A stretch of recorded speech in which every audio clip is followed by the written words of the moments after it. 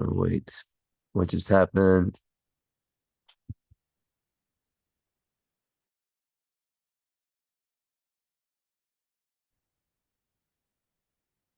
Connect. Okay.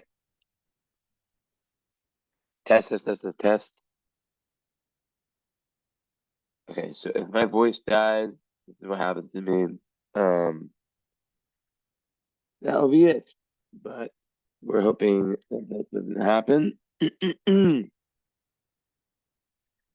So let's jump in. I wasn't gonna do a reading at this hour, but why not? Why not? Why not? I like your chart and I connected with it just by looking at it. So let's go in present mode.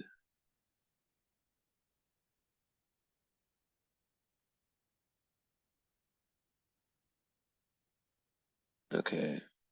So sometimes, just so you know, I take like I'll have moments where I just don't say anything for like 35 minutes. I'm joking.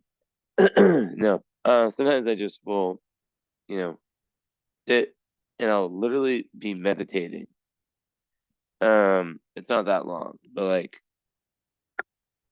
um, I mean, you probably would have noticed anyways, but it's like, it'll be like random 10 seconds where I don't say stuff. But anyways, interesting chart.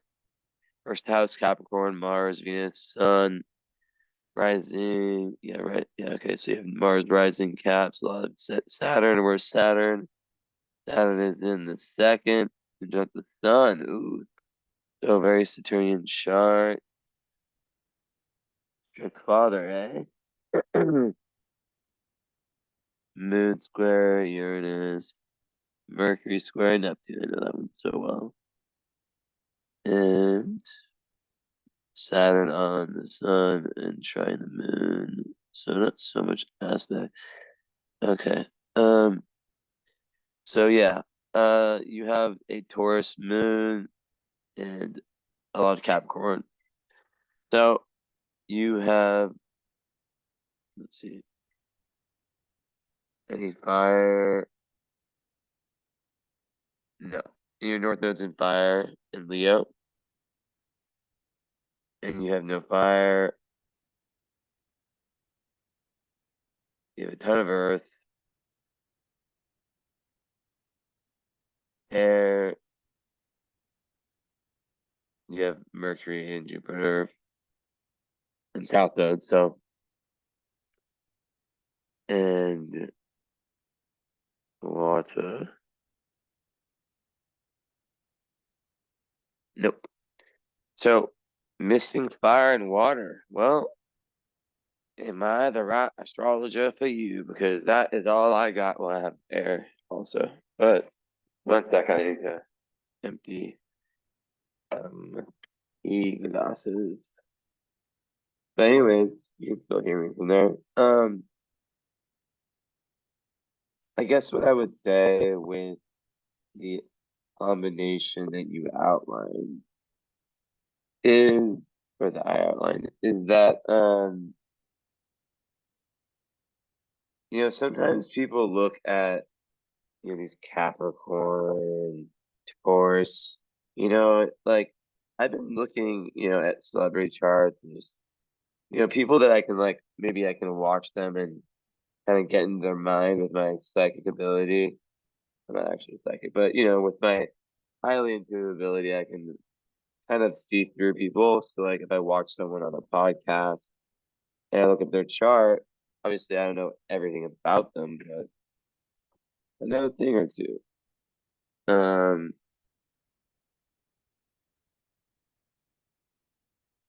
so excuse me. With that said, a lot of people I see that are famous, um, like who have like the crazy like pink, like purple, green hair, like they just, what's it called? Peacocking. Like Dennis Rodman's an example. I think 6'9" too. like you're just thinking they're gonna be like Leo, Aquarius, all that, and then they're like Taurus, Virgo, like some Capricorn. I just find that interesting because you wouldn't expect it. So, um, I think that as a ton of when you have so much Earth, I want to talk about the elements, right? Because the elements are ultimately like extremely important and they make so much sense. So, when you have an excess of Earth, Capricorn, Taurus, Virgo, and a lack of fire and water, and I'll say sufficient, it barely gets the job done, but because your stop node is there, air is fine. But missing fire and water is very interesting, and having a ton of Earth. Now I'm back. Um, having a ton of Earth is there's a lot that you need to know about it, and also know about the same goes for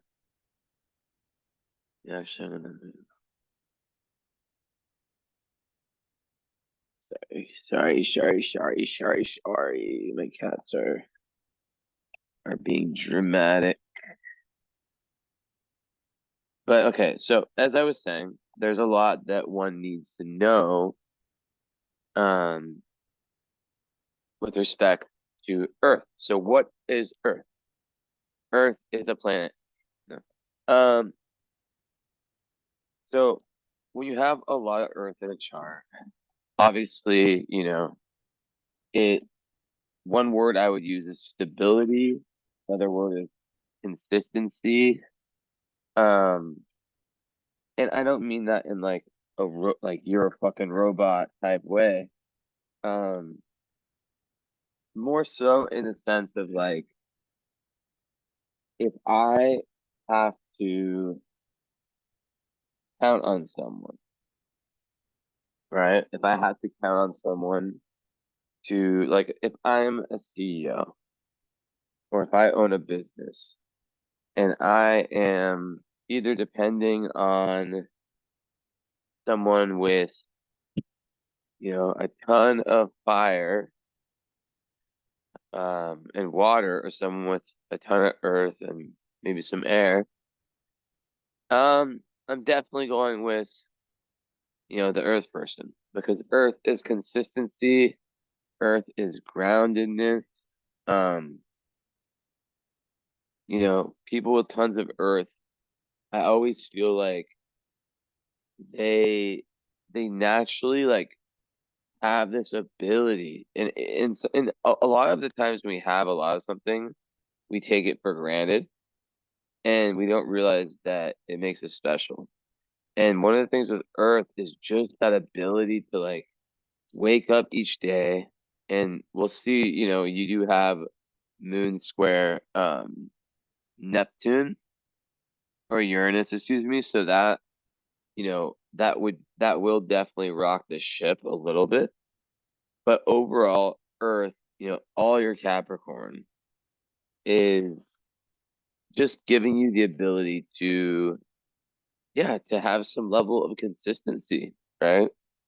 Um, and be able to like say wake up and I'm not saying you're like a psychopath or like like a robot who just feels exactly the same each day. Like, no, that's not what I'm saying. I'm saying people with a ton of earth are able to kind of survive in this world. Like they're able to, be somewhat of a similar version of themselves, day after day.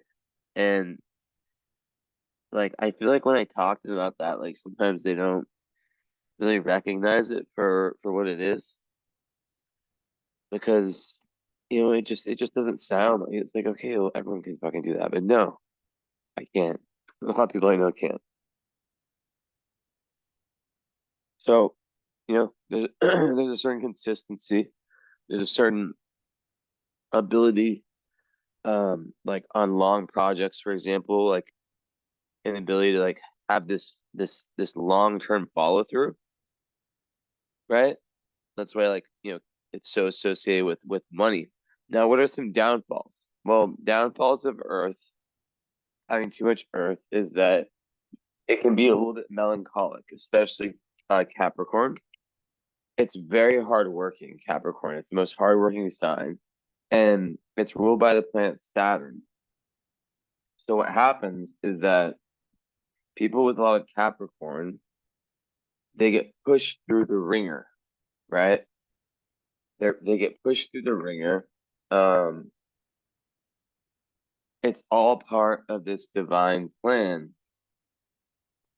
Because like their first 30 years are never easy, but then it does become easier, right? And you know, so sometimes, people who have a lot of Capricorn, and Taurus moon is a great placement, by the way, just so you know. It's a it's the dignity position. Um, Not dignity, it's the exalted position that I'm talking about. But yeah, like sometimes like there can be a need for Earth people to, especially Taurus, to take risks. Like sometimes they can be a little bit overly materialistic, and also they can hmm, yeah, they can lack like this. They can sometimes like without fire lack this ability to kind of self-start, and they can get stuck. So, but like they are very, very good at routines. Um, but if they can kind of gain that awareness about, you know, let's say they're not good at this or they're good at that, they can become very good. Um, it's just like because they are so good at, things like routine and things like hard work. It's just some like at the lowest, lots of earth can have somewhat of a flow killing effect. Um, so yeah, I mean, like, I don't know. I don't like subscribe to the idea that, just because you have a lot of earth that like I never want people to allow anything in their birth chart to make them think that they have to be a certain, that they have, oh, I'm this, so I should be like this. Like, no, you should be however the fuck you want. Um, but yeah, that's just typically the thing with Earth, right? It's consistent, it's there, it's grounded, it can show up day after day. It is, more of a similar version of itself one day to the next than, most others. Um, it really it really is like it's serious, sometimes overly serious though with Capricorn, but it wants to figure things out. I mean it really wants to move forward. It's not like this bullshit, like, it walks the walk. So, so Taurus in Capricorn, right? Well, Taurus moon is very, very, they love safety. They love to feel like, grounded within their own body and, with a partner and stuff like that. They love, they have an emotional need for safety or for the senses. I don't know why I said safety, but yeah, also like, feeling very safe. And sometimes it's to a detriment. But this is what's really interesting about yours. Is your North Node in Scorpio? Let me see. No, Leo. Interesting. So, what can happen. So the fact is your moon is in Taurus, and it is a great moon sign because they're able to, generally be quite happy and quite present with their emotions and meet their emotional needs and so forth. And I feel like because it's a Venus ruled moon, um, they can have quite like a sympathetic vibe and just overall presence and emotion, like they can kind of like have this nurturing emotional inside and typically quite grounded. um the emotional need is the emotional need for security, but sometimes Taurus moons emotional need for security can go too far. How so? Well, in life, the opposite sign um of Taurus is Scorpio.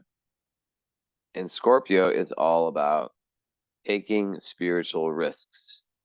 It's all about diving into the unknown and just saying, screw it.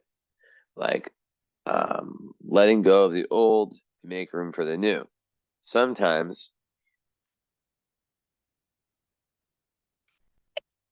sometimes there can be some issues with that with Taurus. I always give the metaphor Taurus energy. I think of like a really, really like happy, or I give several metaphors, but like I think of someone who, grew up and kind of just like, had their friends from when they were really young and just kind of stayed put and just kind of did the thing that everyone expected them to do in life, kept the same friends, blah, blah, blah, same job that they're expected to do, went to college for the right thing. But and then on like another level, it's like there's just this lack of risk taking with Taurus. But then you have Taurus moon square Uranus, the planet of change. So that is super interesting because also your Taurus moon is in the fifth house. So, you have an emotional need to create, an emotional need to have some form of authentic self-expression. In order to find your authentic self-expression, you have to find authenticity. And sometimes when there's a lot of earth, sometimes, it can be more difficult to kind of like I mean, Taurus is like the creative earth sign, right? Actually, Virgo, it can be, they can all be creative. But sometimes it can be difficult to to allow someone with a lot of Capricorn to like let themselves go, especially the first 30 years. So you're born in 62, so you've had your Saturn return. You know, so yeah. Yeah, yeah, yeah, yeah, yeah. But basically, it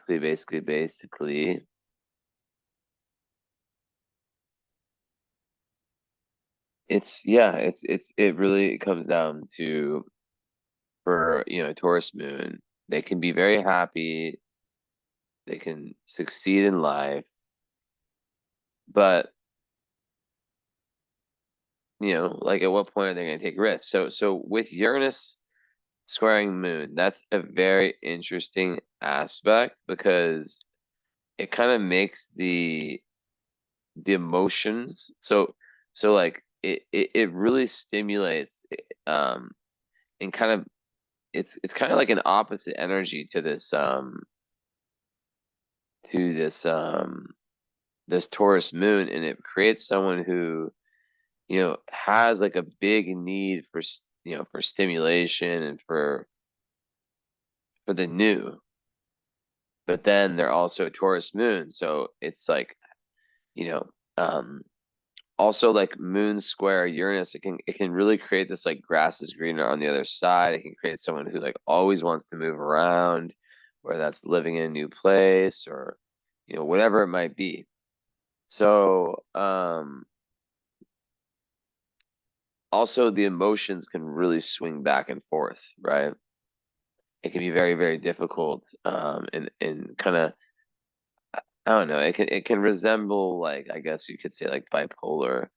Just not that like you have it. I'm just saying, like, just the idea of like swinging between extremes, but you have to add some, probably some Pluto in there, or Saturn. I don't even know, you know what bipolar looks like astrologically.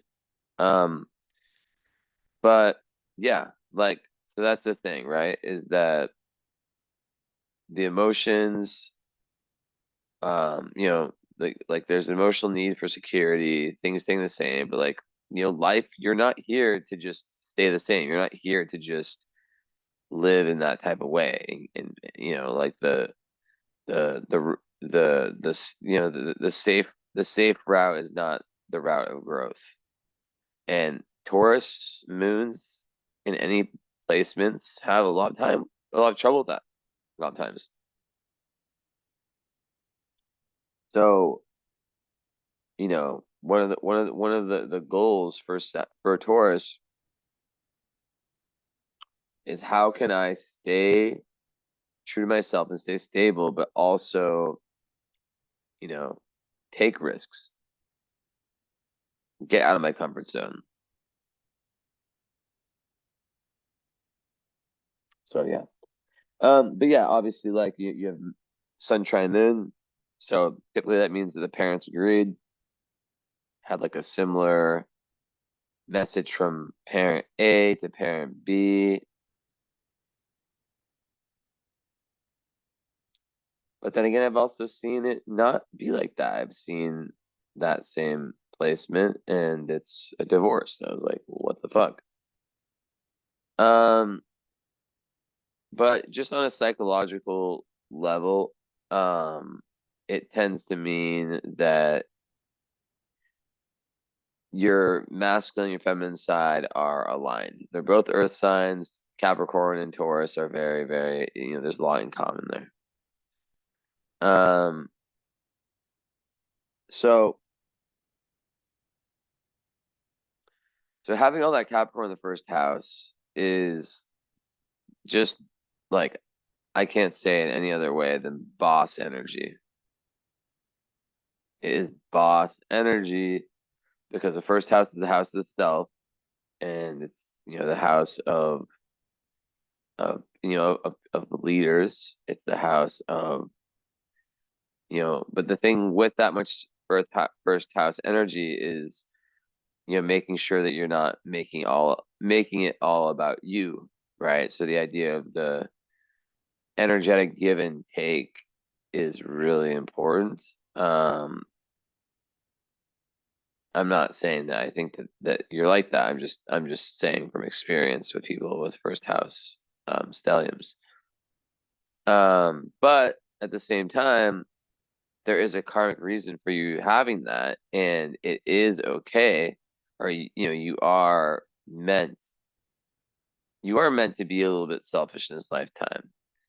And that is also mostly shown with your Leo North Node. So why would you have a Leo North Node? North Node is the point in the chart that, which, by the way, let me look at.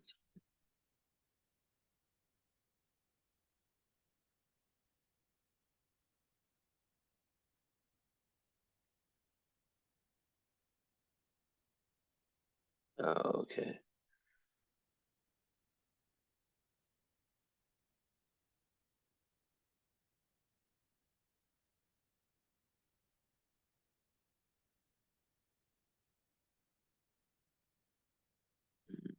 Mm, mm.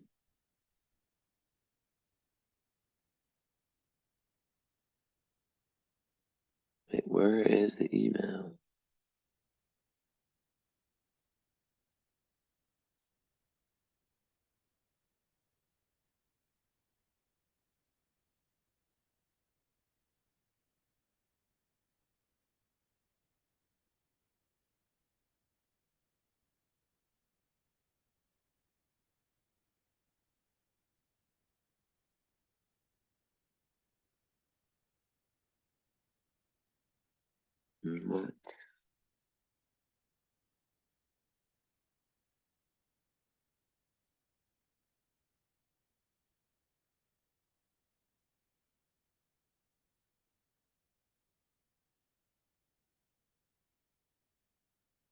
Oh, I see.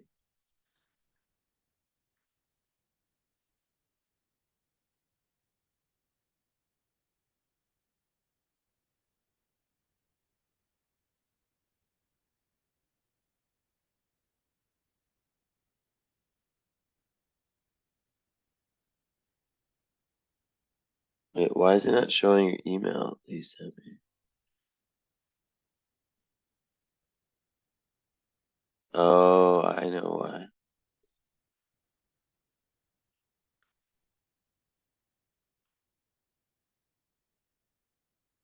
There we are.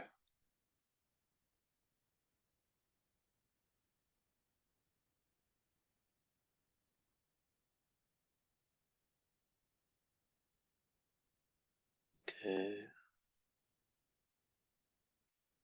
Why do you charge me? Should I charge you?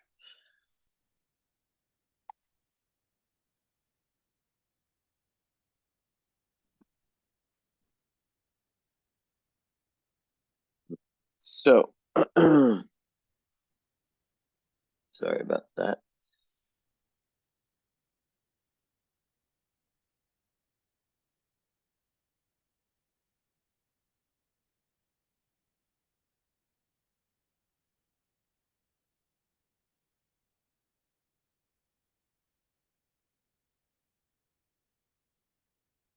Okay. Um, so yeah, as I was saying, your North Node in Leo, it's in the eighth house too. It represents this journey, um, for you to be able to accept praise and accept and into like I see you, being someone who wow, square Uranus or Neptune, interesting.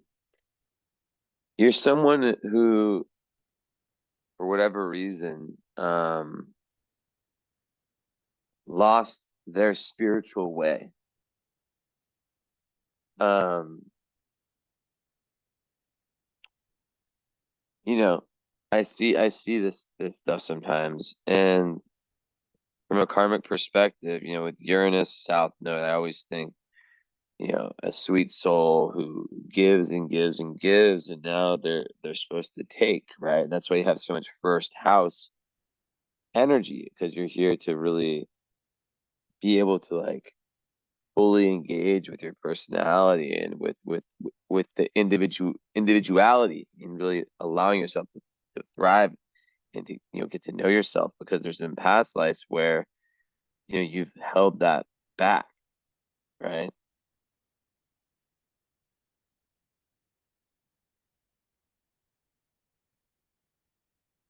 So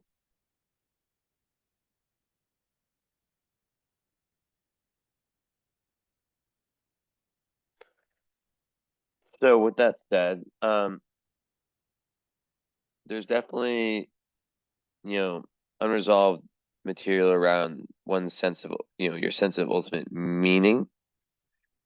And yeah, so it's about loss of meaning and like kind of disillusionment. Um, so I think that what can happen, when you have that is it can be like an unresolved dream. But when I think of Neptune, I think of spirit, right? So Neptune square the nodes and nodes in Aquarius. I think of someone who was, you know, and it's in the it's in the second. So I think of someone, you know, Aquarius is a sign of they're nice. They're helpers. They're very involved with friends. But also, in the second house, there could be a certain level of kind of aloofness. Um, but like the fact that, it opposes it, but it's also, it's very humanitarian. And it could have actually been you being in some situation where you were trying to help, and because of some conditioning or something horrible that happened, you just lost your, like something just destroyed you, and it's not destroyed, but like really, really crushed you on a spiritual level. Um, so and when things like that happen, it can make someone feel like they cannot um accomplish, they don't have the power to accomplish their deepest goals. So in this life, it's about exploring that.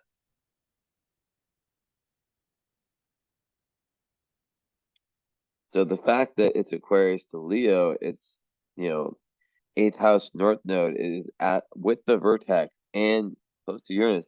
It's asking you to take this deep dive into metaphysics, into the occult, into the hidden realms in this lifetime, into yourself, deep inside yourself, so that you can find what really lights your fire. And you haven't been given an easy task because you have no fi supporting fire personal planets. You have nothing in Sag and nothing in Aries. So, it's not easy. And Uranus, it's an outer planet, so the sign, it's not that it doesn't matter, but it doesn't really matter that much in the sense of your personality. So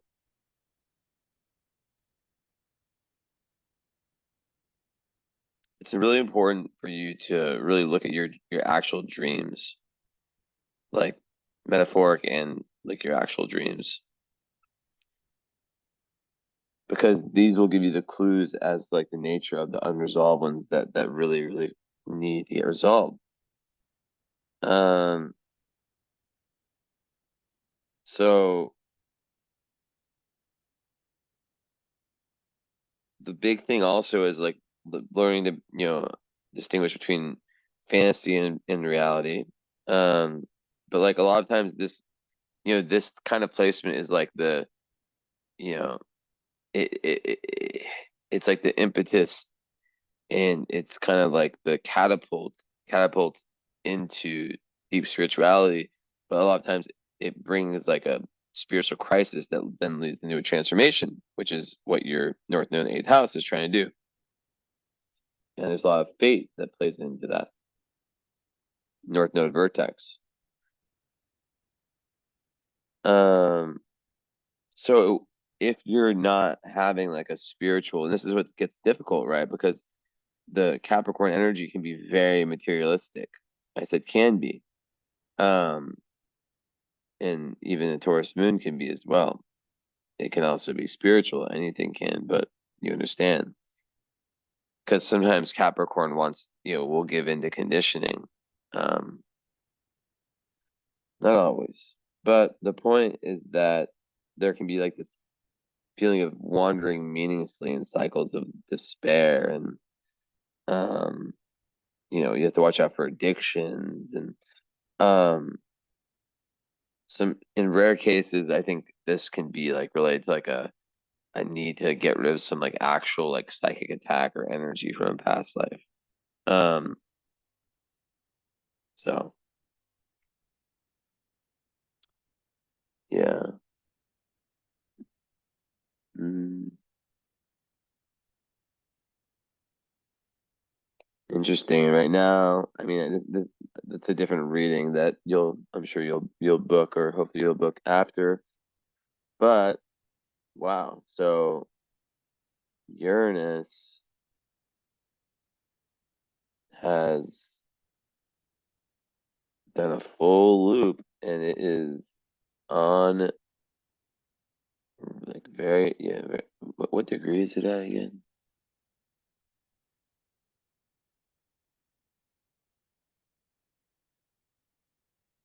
Yeah, that's what I thought. So it is, very close to your moon. That's really interesting timing, right? Because the the Taurus moon when it squares Uranus natally and then it's conjuncting Uranus, there's a lot of, you know, I mean I'm not gonna get into that, it's a different reading, but this is the Kairos, this is the time to really, really you know, allow the new in and to, liberate yourself. It's never too late. Where God doesn't work like that. God recognizes that some people, at different ages, people, like age is irrelevant in terms of growth. So also you have moon square. Those are the two squares. A square to the node is a skipped karmic step. So with, the moon, let me just check on my eyes. Mm,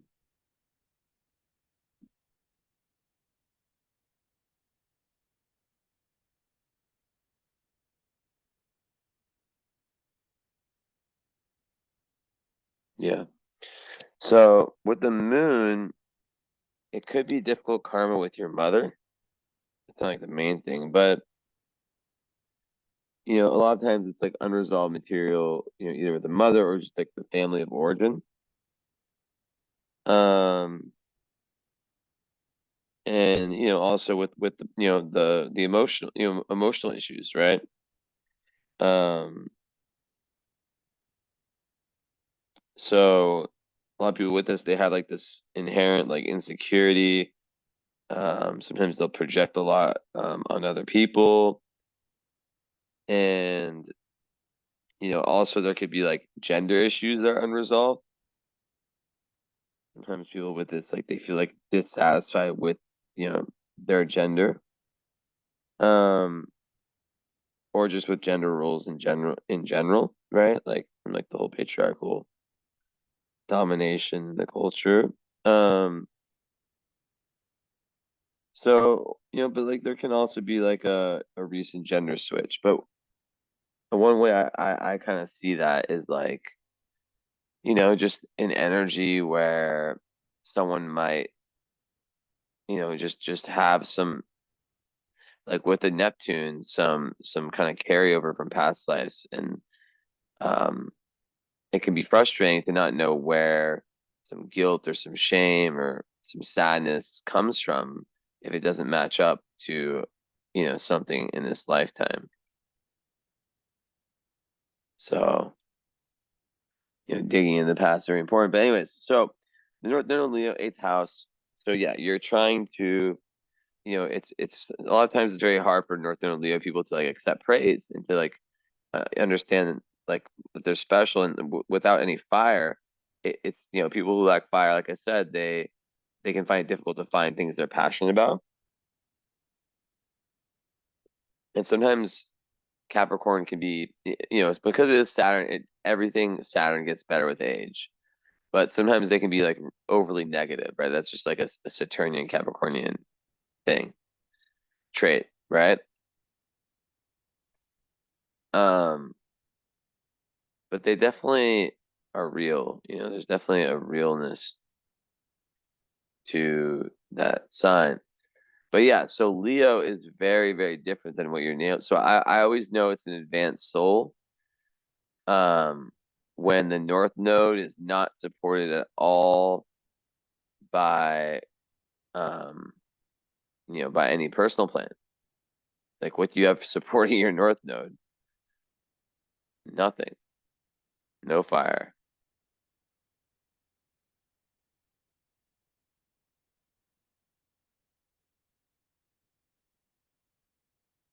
So um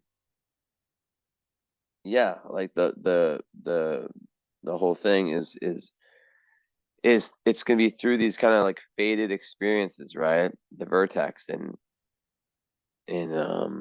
Leo that really move you towards your North Node journey and acceptance of, you as a special person, you as you in your gifts that maybe in past lives, for whatever reason, it could have been from like a depression. That's kind of what I'm getting at, right? Is that, you probably had a role as a helper and you gave.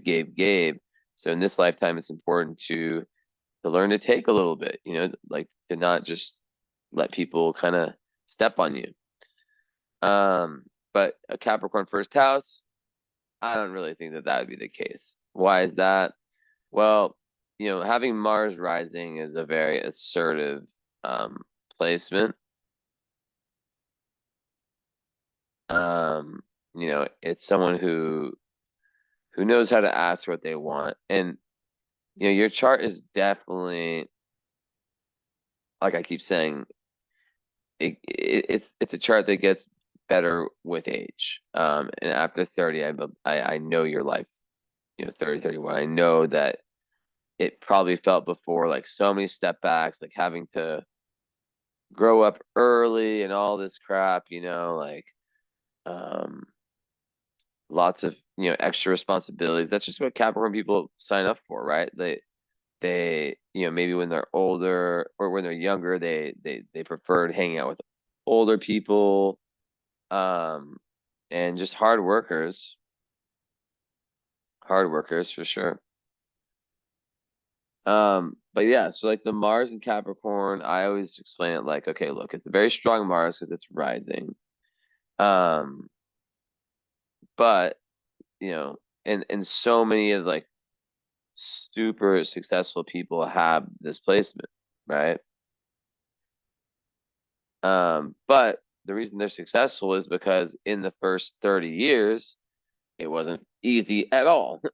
3 steps forward, 4 steps back, 4 steps forward, 5 steps back, 2 steps forward, 1 step back, 3 steps forward, 5 steps back. Like just, and then after they turn 31, that, that annoying energy starts to go away and they're still, left with that determination and that grit, but without the BS.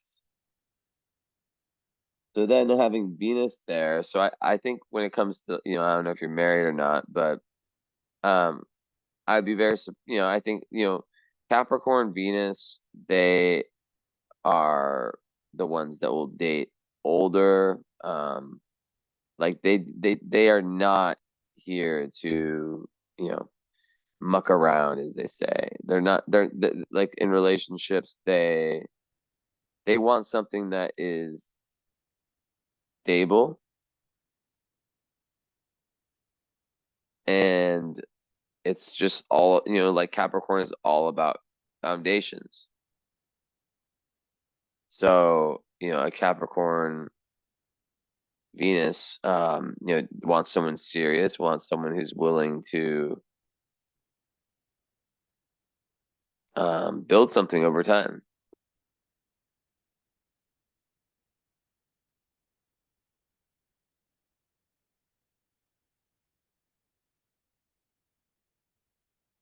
So, and that goes to the Mars as well. So, then you have the Sun there in the first.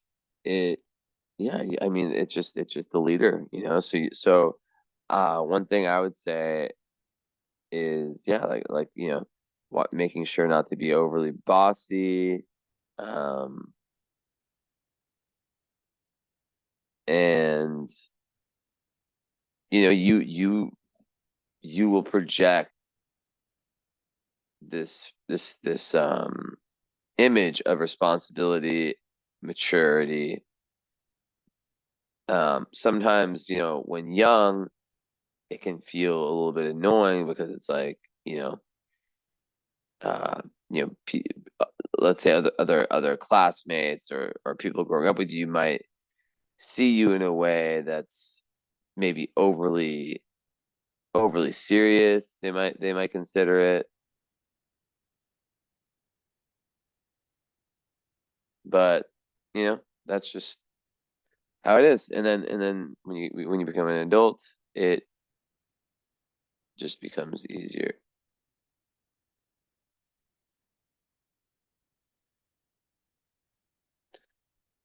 And then the fact that Saturn's on your sun, usually that means like a strict father, a father who, makes it a little bit difficult to,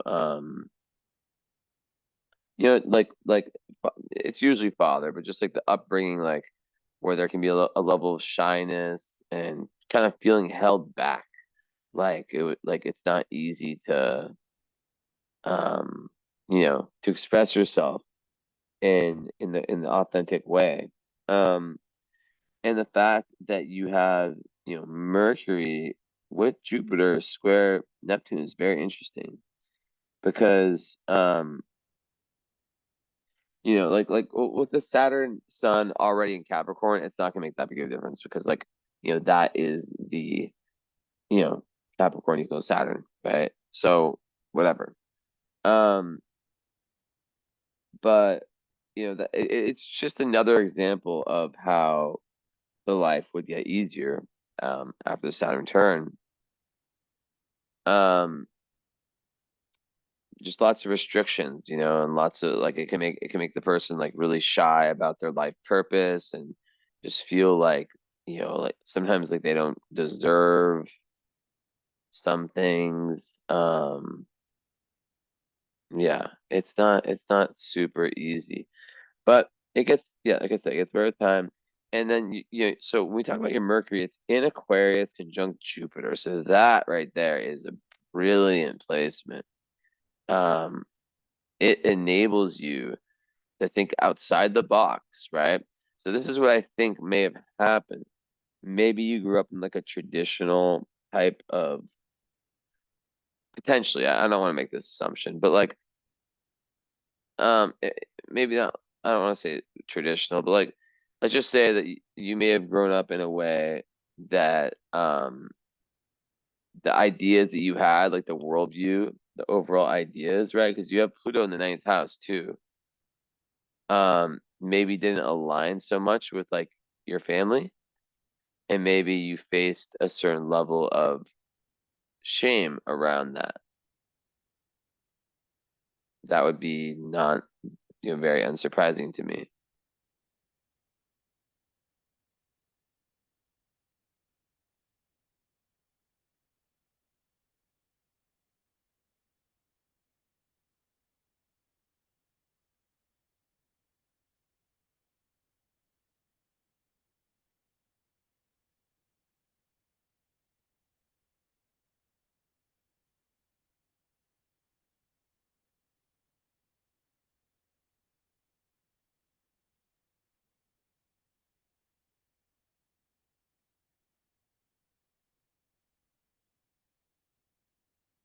1 second.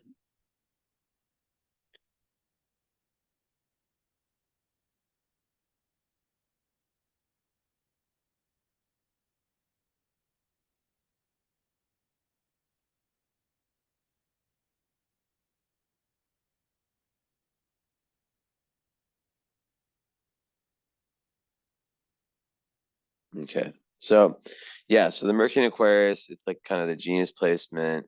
Think outside the box, blah, blah, blah.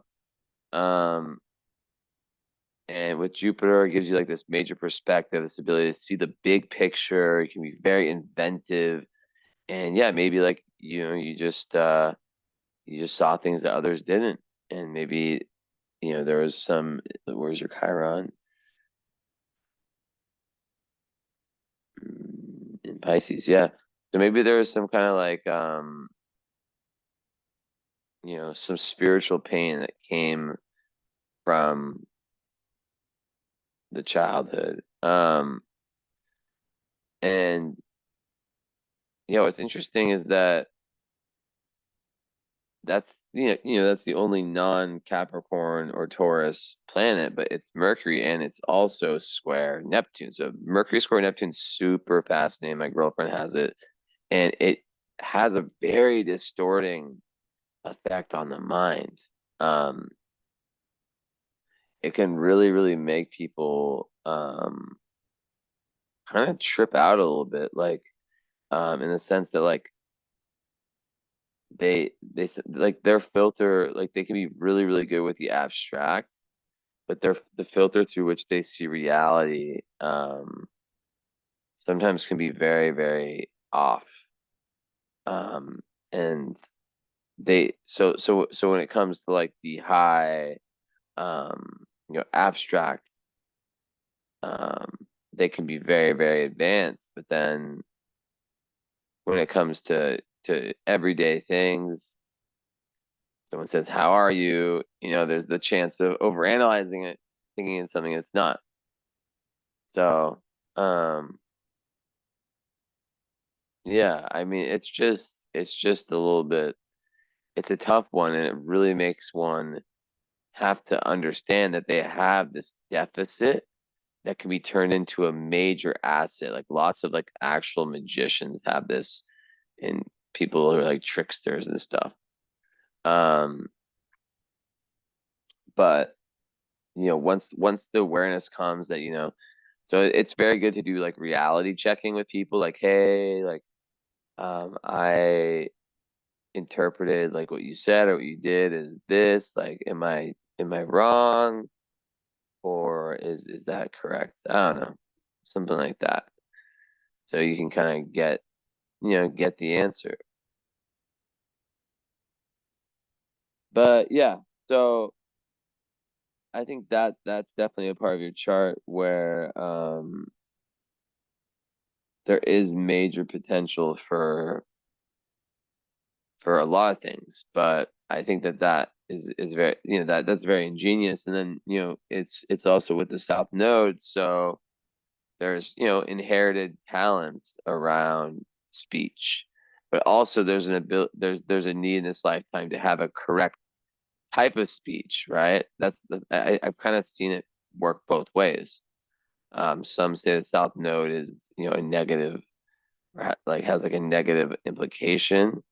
I just think that on some level, there's been like, it's been overdone, so it's already been there. So, moving into like a higher energy of, this Mercury, right, is looking to the future. It's, it is truly thinking outside the box, being like a very, stra you know, strate like a strategical thinker, and you know, that's the thing about Aquarius, is that they can really keep emotion out of their dealings, right? They can be like really, really logical. Um, Sun conjunct Venus, beautiful in Capricorn. That's, obviously it's a cold sign, Cap risings. They can come off as people that don't smile, but Venus in the first house for you um is brilliant because it's with your sun, so it's gonna give you a lot more lightness. It's gonna give you a lot more kind of that Venusian charm and beauty, and just like a very like turquoise aura or something like that, right? I don't know. Depends what color you want to identify it with. But yeah, Sun conjunct Venus people definitely can they're good when it comes to identifying, like creating beauty and manifesting beauty. And it's very good for money as well. And all this Capricorn energy is very good for entrepreneurship. So when it comes to love, Venus conjunct Mars is interesting. I'm gonna go on cam a little bit. My computer has been making this noise. I'm trying to stay away from it. Okay. So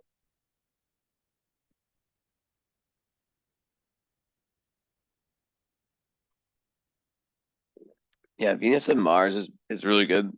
I have it too.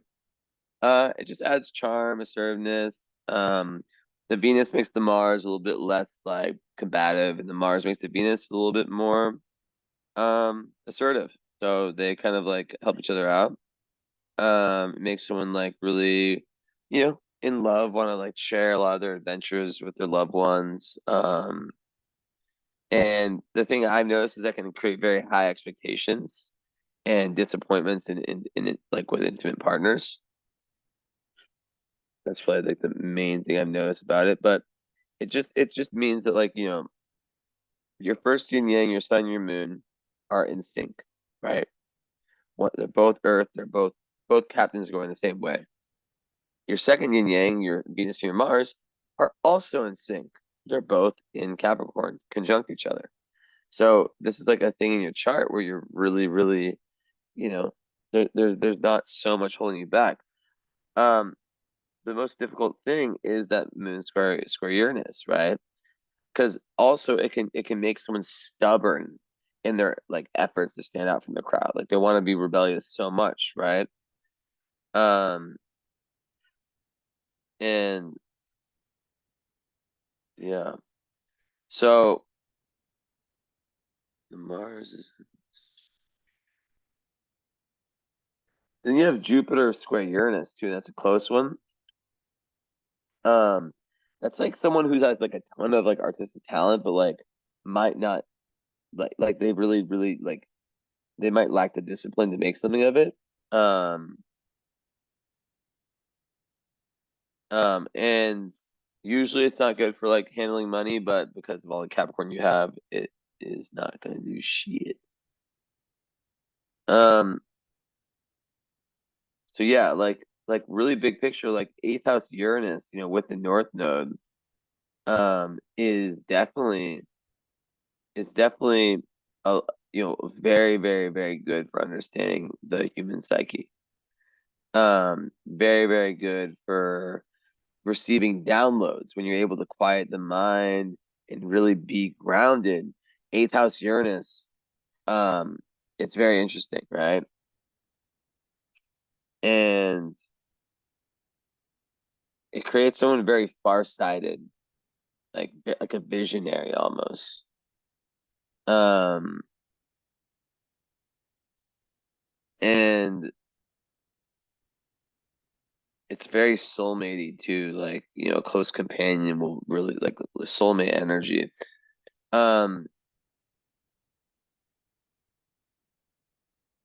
I think that it can give someone a very, very, very nuanced and uh independent, especially with Mercury in Aquarius, view of death and of anything metaphysical, and it can bring real psychic abilities. Um, so Uranus loves being in the eighth. And there can also be like inheritances that come just like out of nowhere, or like large sums of money from other people, like through marriage, perhaps. Um, so yeah, it just like it's someone who's like not afraid to break conventions and taboos, and yeah, I think like what else?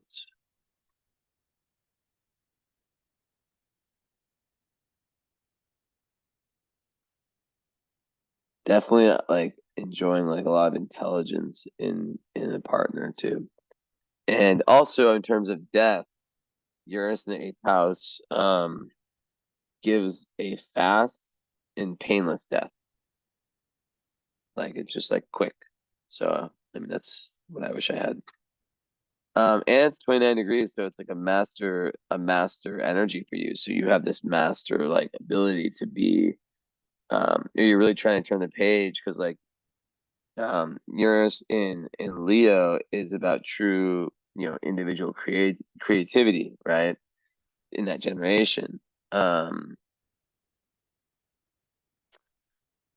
you know, that generation really wanted to express themselves as individuals. So at 29 degrees,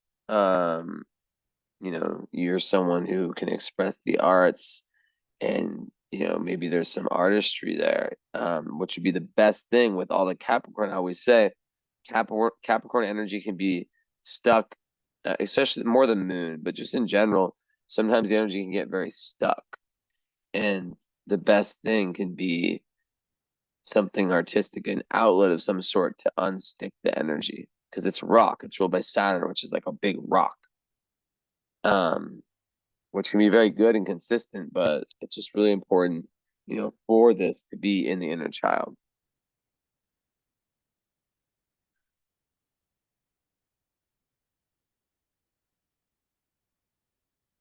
Mm.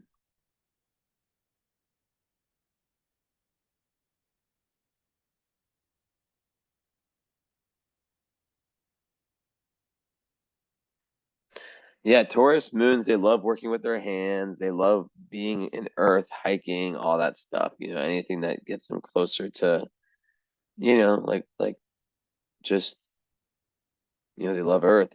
And it's kind of the simple life, right? So the partner, it works good. I mean, honestly, like Taurus moon can work with anyone. I mean, maybe because it just really depends, because you have square Uranus. So it's like, the moon square Uranus, um, that is someone who, yes, they're a Taurus moon, but they could have like big mood swings and be very impulsive and take lots of risks.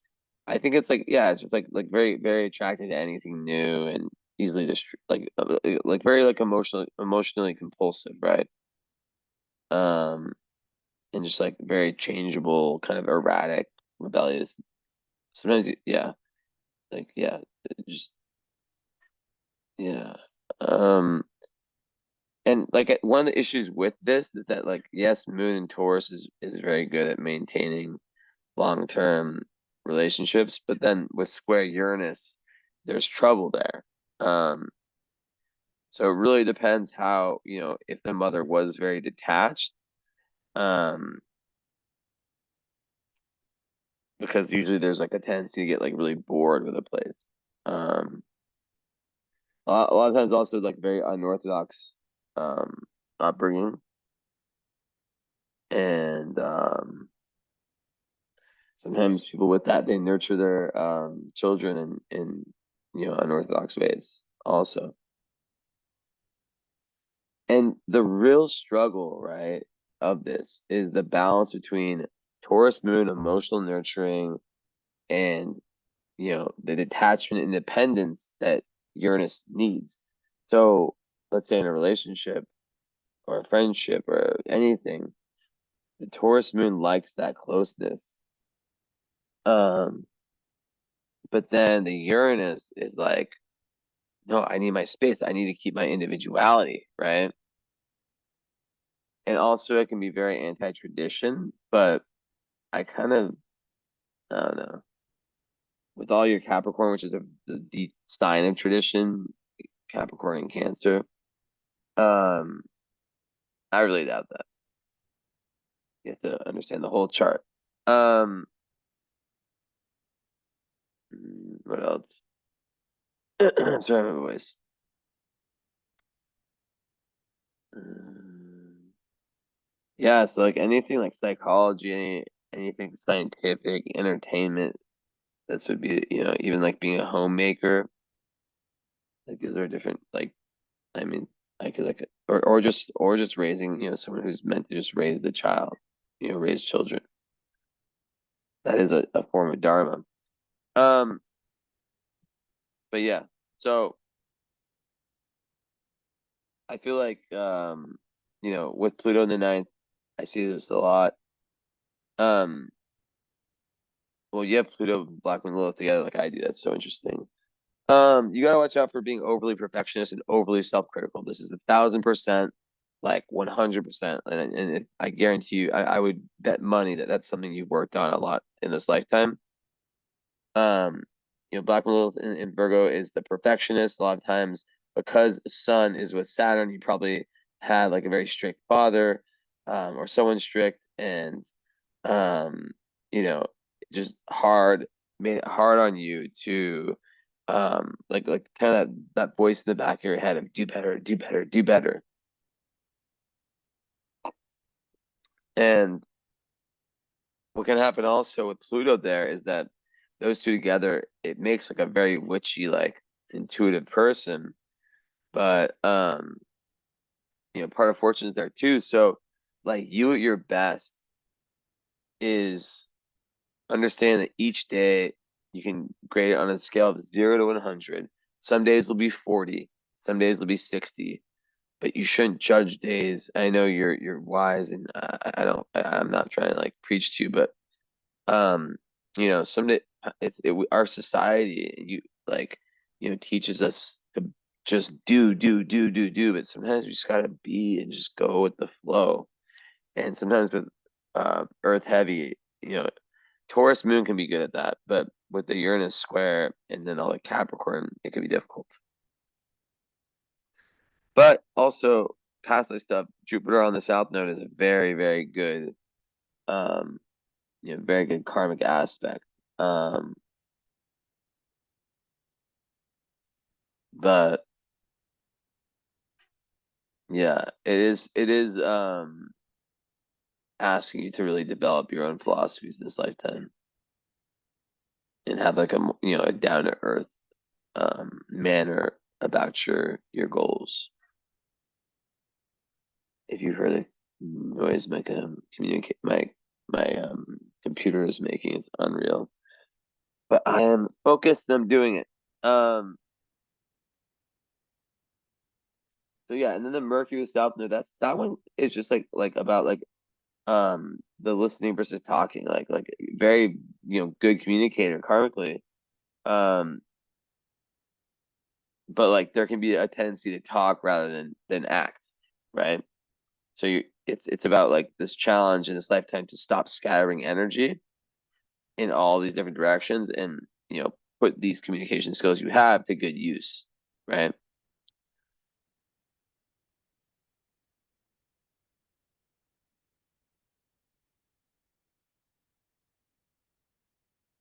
So yeah. Um yeah, relationships like would be very, very kind of slow, like slow and steady, traditional, um, still a need for space. Um, Juno, but like also very important that someone is not also like potentially like critical of themselves with the perfectionism stuff. Because you really have to like move away from that. Um, then Juno is in Aries, so that could also make your ideal partner be someone who is very, very in their own like independent. And Aries is a sign of being first. It's a pioneer. It's someone who has some balls. It's very masculine. So I think that, and it's very straightforward. So I think that, and then fourth house, makes you want, and I say this on a metaphoric level, it makes you want that partner to feel like a metaphoric home. Like that person is your like metaphoric home, and you can have like a very, create a family with them and stuff like that. And fifth house moon also could indicate like an emotional need for children. So if you have children, and then best in the fifth, the series in the fifth, yeah, best in the fifth. Obviously there's like the whole focus on creative projects also, but also it can make you very dedicated to children. Um, so and just like yeah, with Taurus, like tons of you know stability and commitment in that work ethic, and then series in the fifth house. It can make one, um, you know, very warm and just very caring with children and feeling and very good at nurturing children and feeling very nurtured by children. And being able to like look after yourself and others in a very creative, artistic, and kind of fun way and playful way. It makes one playful. And Taurus, um, it's about kind of like feeling cared for and nurtured when um when loved one gives you like that's give you that sense of like stability and consistency. security, and touch, physical touch for Taurus moon. Sirius and Taurus, so important. The Sirius is kind of like a second moon, but not even close to as important, right? So yeah, being nurtured in practical ways, so Taurus. Um, and also, yeah, liking to show others you care in practical ways. So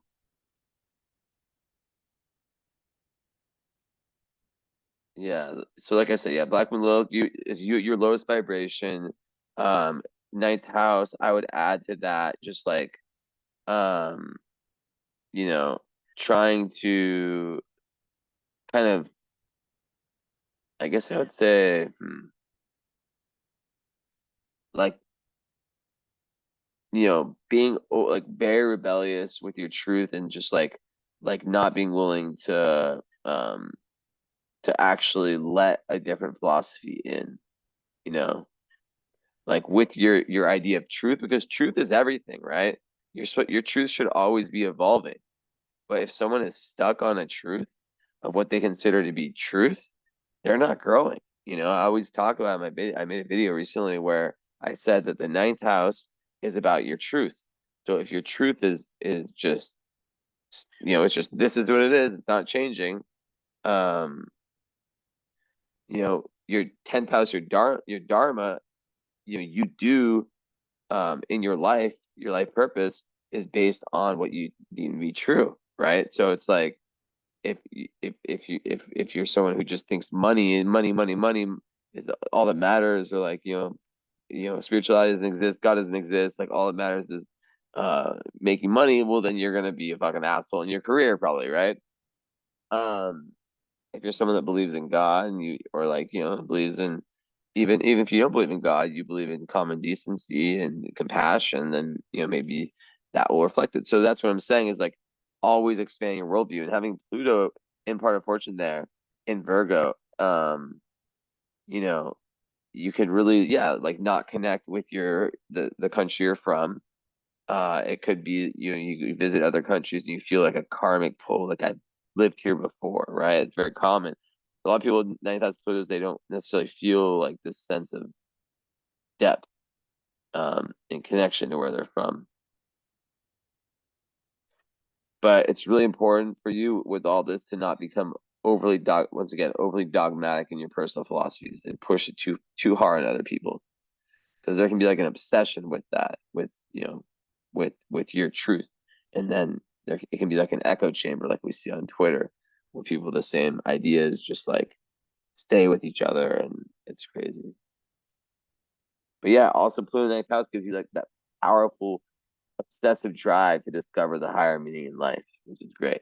So part of fortune there, it just shows that that's you at your best in Virgo. So it's when you have like a stable life, like um organized life, and also when you can be of service, right? um and when like the little things in your life, the routine, all that adds up. In ninth house, um it's just like for you, your flow state is when you're really learning about truth, right? And learning about the duality between the spiritual realms and the earthly realms. So yeah, then midheaven in Scorpio, you want to your career in 11th house with Neptune. It's like you want to have compassion. You might like have a career where you sacrifice like something that's more ego, but like still your North Node is in Aries or in Leo. So you do want to do something that helps people, I believe. Like um their dharma is very based on that, and also through. I wouldn't be surprised if you're a psychologist or whatever, um, because it would just make sense to me. It makes sense to me because a lot of people with Neptune on the midheaven do healing profession that kind of in 11th house, or if you're working towards like some sort of cause. But yeah, there's definitely this kind of battle of ego versus soul is like a big part of your life, and um yeah, and like the lowest energy you can have is like by you being so critical of yourself, projecting that onto other people. That's the lowest earth energy, and it can be very flow killing. Um, so once earth people learn, like, okay, like, wow, I'm really critical of myself, like, and they start to learn self-compassion and practice it and practice mindfulness, they can use that amazing follow-through power to just do anything. And that's why Capricorn is such an amazing sign. Okay. Let's see where it starts. Oh yeah, and then Chiron in Pisces, that makes it so in third house, that could make like the early schooling, like maybe like it was your early communication, like you being like ahead of your time, that kind of made some problems, with siblings or school, and maybe it made you shy to communicate your truth, right? Because you're outside of your box thinking, right? So then Chiron Pisces, um, it's very empathetic. It creates someone who can be a healer, but it can make it difficult for one with boundaries and feeling like they can like gain their own sense of individuality, right? Um, but like it's really important to detach sometimes and have alone time and meditate and just be alone. Um, and yeah, a lot of people with that are healers. They have a career in healing in some way. Okay, let's open this up.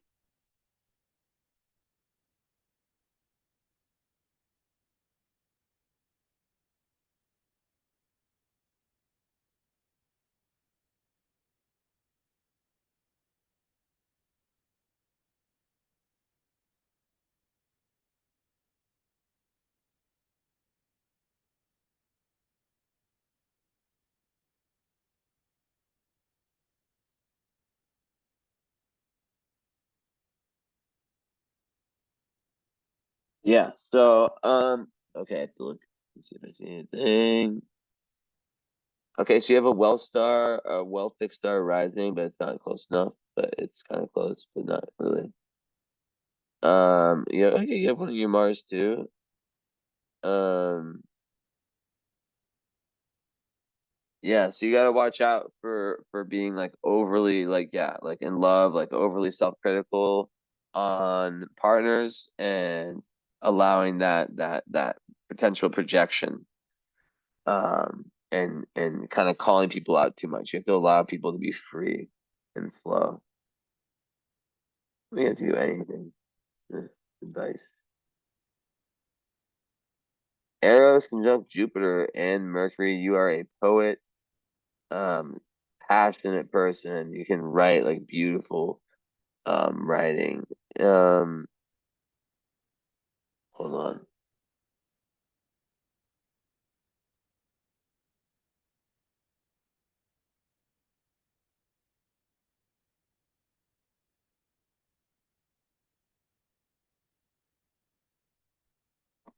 So Eros and Jupiter can like make someone like attract a lot of partners at once. It can make someone have like a very it's known as like a sexy asteroid. It's also linked to like it's called Eros, but it's also linked to philosophical and spiritual beliefs, and poetry and stuff like that. It's not one, yeah. So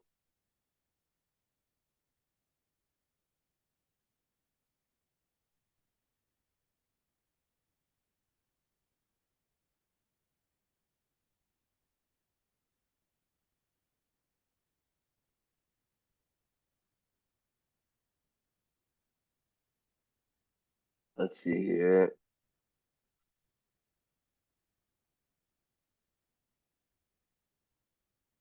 Yeah, so like Rupa with Mars, like that's related to like inheritances, legacies. So I already mentioned that before.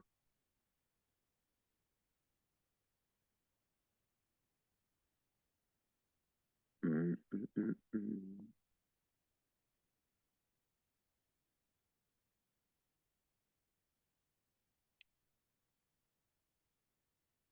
Yeah, I definitely see like this advanced, like psychological, spiritual potential, like even like studying something like astrology. If you're ever interested, I teach astrology, or maybe like I don't know, maybe you're already an astrologer, but like I definitely see very interesting thing. Algol on the moon, of course.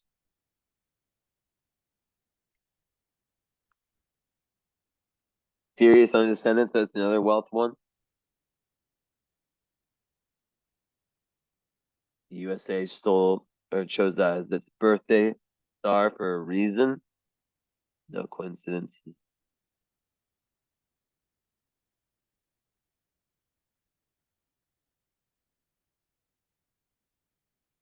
Lilith on part of fortune, that is a witch. That is, and then Psyche there too. So you are just such a prober, like someone who goes so deep. Probably so many like interests and like so knowledgeable and wise. That's another high thing about Capricorn is it's wise. And every Capricorn, everything gets better with age. And they're so grateful because they have to go through bullshit. Um, not laughing at that, just I mean, I had to go through bullshit. Are you kidding me? I have Pluto on the IC. It's like the worst placement possible.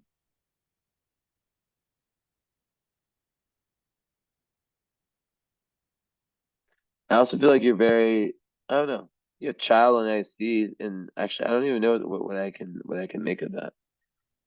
I'm not gonna say what I was gonna say because I actually don't know. Um, yeah, I don't know. I don't think it's strong enough to do anything. Okay, so Algol's on what? The moon? Algol's Medusa. Everyone thinks it's like the worst star, but it isn't necessarily. But you have to really watch out for avoiding like accidents. Um, but it can also be, like it can also be something that really is a game changer. Oh shit, it's opposite Neptune.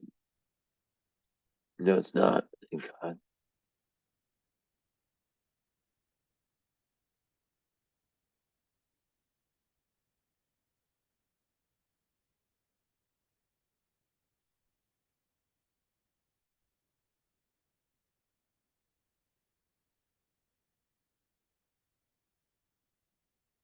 Okay, let's see if he's got anything here.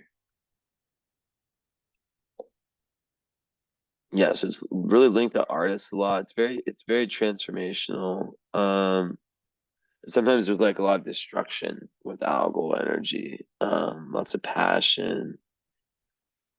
Um,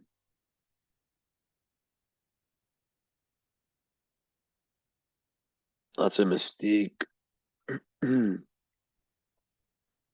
But there can be, yeah, really intense relationships, and it can make someone really fucking evil, but if they're doing the inner work, then they can get out of their head and be ultra creative, and just kind of, you know, it's really working, very linked to like working on the shadow for sure. I skipped quite a few people to do yours, by the way. I wasn't like planning on it, but I was just like, I have all these readings from people that bought them at the same time, and I was like, I'll do yours. Ooh, here's one. So you have two of the three witch asteroids. You are a witch. You have Venus with Sirce. Sirce is about witch stuff. I don't know, like potions and herbs and all that magic. I would not be surprised if you were someone deeply in the occult. So cool. All right. So, a few housekeeping things. Let's see, let me go to the list. Okay, so you purchased just the reading. Um, what most people do, what I highly, highly recommend, of course, unless, finances are I know it's difficult for people these days. That's why I'm gonna give like a way lower offer. So you received, or you're gonna receive this, right? You'll watch it and have, a lot of people watch it multiple times, take their time, no rush. Here's Esme. He's here. He's gonna help me. Esme. Look at the thing I'm supposed to look at in the chart. Esme, oh, I missed what you saw. Esme, look. Esme, look. Oh my God. Esme. She helped me earlier. Yeah, so basically, what most people do is they add the follow-up and the current astrology reading. That is one session. The first hour is the follow-up. It's just talking about this. It's you comparing your lived experience with what I spoke about today without knowing anything about you, no pictures, nothing. I just said what I saw, right? But astrology is free will meets the chart. So, um, to answer all questions and really, really, I really love those follow-up. Um, if you get follow-up and the current astrology, we talk about the year ahead. And I'm not like a lot of other astrologers who have a different reading and a different payment, like a different session for progressions, transits, solar return. I do it all in one. I do it in a way that's not overwhelming with information. It's very healing. It's very synchronistic. So if you want to do that, I would be willing to offer it to you for usually it's like 600, but I would be willing to do it for, let me see, for 380 is the lowest I can go. But it is and it's not a long wait like this. I'll wrote down that I offered you 380. It's not a long wait like this. It's just, when I have my next available time and date that that works for both of us. So yeah. All right. Well, I would say your name, but it's anonymous. So thank you so much, KMC. I hope you enjoyed, and I'll talk to you later. Ciao. And let me know about the other readings. Bye bye.